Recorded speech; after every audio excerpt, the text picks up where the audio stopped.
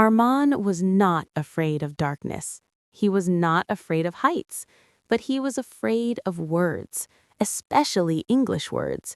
Every morning, Armand walked to school with heavy steps, not because his bag was heavy, but because his heart was. In the classroom, English period was a nightmare. When the teacher spoke English, Armand felt like everyone understood except him. The teacher asked, "Who wants to read?" Hands went up. Armand looked down. His heart started beating fast. "Armand, you read," the teacher said. The class became silent. Armand stood up. His hands were shaking. Letters danced in front of his eyes.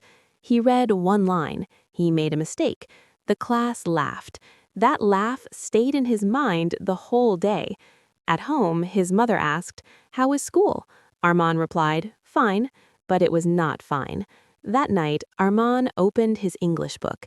He stared at the words. Then he closed the book. "I can't do this," he whispered. Days passed. Failures repeated. One evening, during rain, Armand saw an old man sitting near a tea stall. The old man was reading an English newspaper. Curious, Armand stopped. "You understand English?" Armand asked. The old man smiled. "I understand effort." He asked Armand to sit. The old man said something strange. "Don't learn English, live with it." He gave Armand a simple task. Read one sentence daily, speak it loudly, don't be afraid of mistakes. Armand followed the advice. One sentence became two.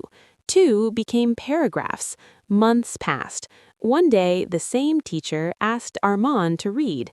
This time, he stood confidently. He still made mistakes, but he didn't stop. The class was silent. The teacher smiled. That day, Armand didn't become perfect, but he became brave.